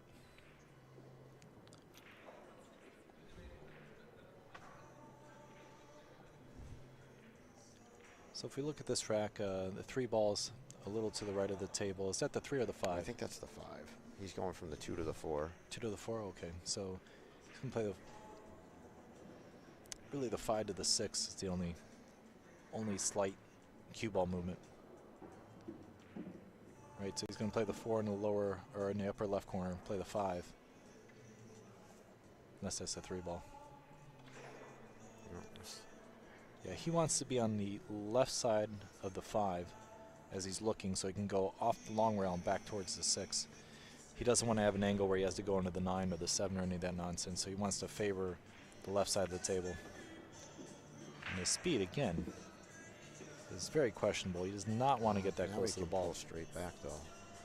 Yeah, he's good on the shot, but he definitely made an error there. It's kind of funny on this. Yeah, he can still draw it, but you know he can get close here. Yeah. He's okay. He's okay. So far, they say the first game and the last game are the hardest to win. Hunter's on the hill. Yeah, he's liking this layout though. This is one of those ones where you don't have any clusters or anything. If there were a cluster, he'd be in trouble, but he doesn't have to do anything. Just make sure he stays on the right side of the balls here. Wants to get almost straight on the 7, favoring up table as opposed to down table. So he just wants to come up short here, and he's been a little questionable with his speed. I think he's good where he can draw straight back and hit the long rail. And that should be a wrap as long as he gets off the long rail here. He should be good. Ooh. As long as he gets off the long rail. Now we were talking about this. Okay, I might shoot myself. We were if I talking did about miscuing prior to everybody getting to the hill here. Upstate's out of it tonight. Let me tell you. Well, that was I'm glad you're here, Mike. You're like a lifeguard in the car wash. That was a bad shot. We've all done it, but he choked on that. You know. I don't think he choked. He just missed you. You know what? He wanted to make sure that he get underneath the 9, and he was just overdrawing it. He wanted to miscue it. He could have just as easily gotten on the right angle on the 7 and not had to draw it though. I don't know, I guess I'm evil on myself, and I would say I dogged it if I jumped the cue off the table like that. I know he stroked it well, but He shouldn't have had to do that stroke. All right, so George has got another lifeline here, and this is exceptionally close now, 8-7, and I think we're all astounded, probably Hunter the most.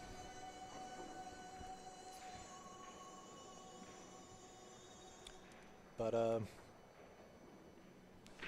not perfect pull by these guys. Anonymous, you're killing me. So there's a gentleman out here, Anonymous 842, and he wrote precision tips. I'm not even gonna say it, but yeah. Probably just need to scuff his tip a little bit. That might have been the nerves too. A lot of times when you're nervous, you tighten up your right hand on the follow through, and that causes you to dip a little more. You know, you dip the shaft a little lower than you intend to hit, and you get the jump. So I usually think of a miscue as a poor stroke, miscuing the stroke, as opposed to a faulty equipment or something of that nature. All right, You know something? I don't know if you noticed what I noticed on that miscue. If you look over at the table where Hunter's sitting, his break cue has the dark ferrule. And that's the stick he was drawing back off of that ball with. He wasn't playing with his playing cue. Did you realize that? No, I did not realize I believe so. Unless he just fixed him. I don't know. I looked over at the table and his break cue was laying there. He's grabbing his scuffer now. He's going to do a little cue work and a little mental work and fix his tip. He's going to let George stew a little bit. Yeah. And let himself forget that quote-unquote miscue.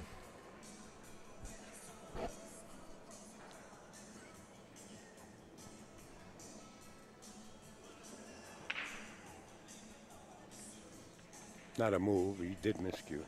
Oh, yeah, As definitely. long as not he a move. gets onto the 2-ball pretty straight, I think he's going to have a pretty easy run of this. We got anything spectacular happening in the room? Any hill matches we should know about? I don't see any massive crowds, so it doesn't look like anything spectacular is going on. The whole event is spectacular. Take it I'm easy, almost take it certain now at this point that Hunter did try to draw that back with his break cue. I don't think so, because why would he be scuffing this one? You know why? Because I noticed the ferrule when he was downstroking for the draw. It was a dark ferrule, and I'm looking over there, and his break cue has the dark ferrule on it. I could be wrong. I was wrong once before.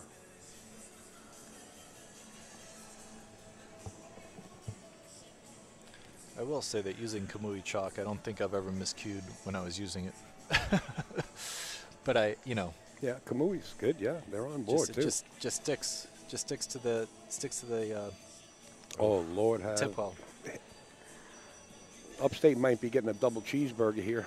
All right, perfect position by Hunter. I forgot to pocket the ball. George has got to draw this straight back, I think. I wouldn't try to go through rails.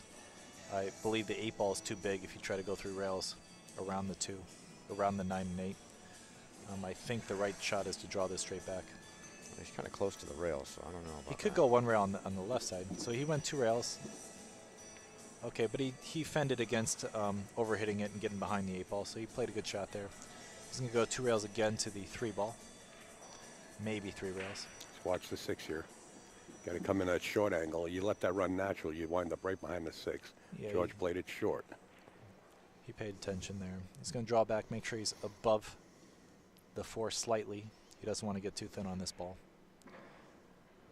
He could follow 1 rail too. Looks like he's following. He's actually good either way. He can follow up and be fine on the 5. I would have probably been a little too cautious there.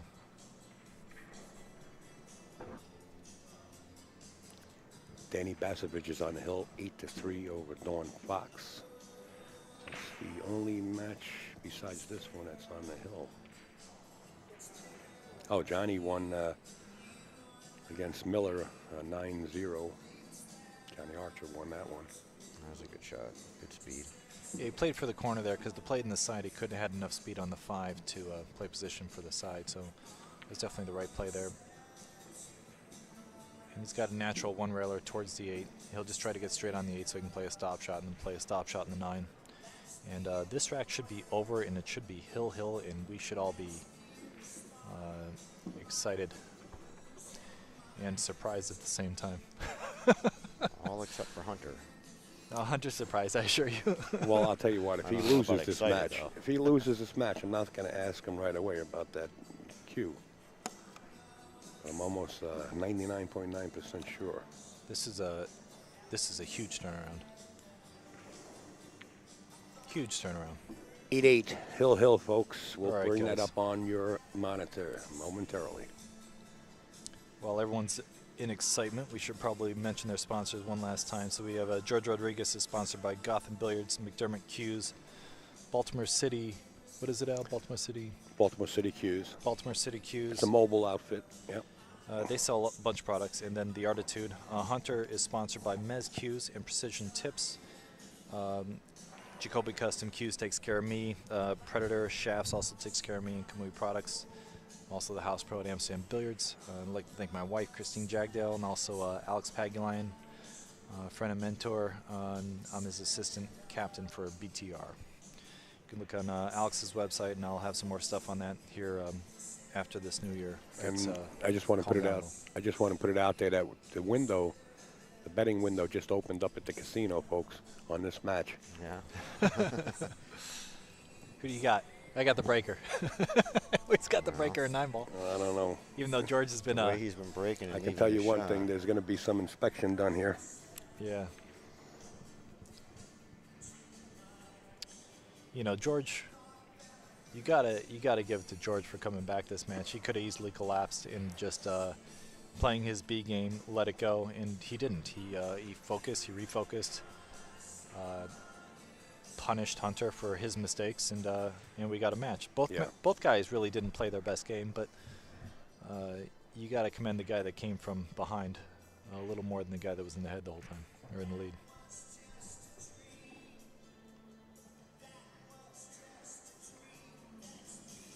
Cosmo.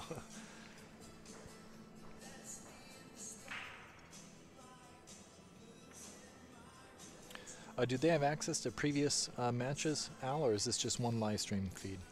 We put all the matches on the Roku channel, Okay. and if you have the Roku box or app, scratched.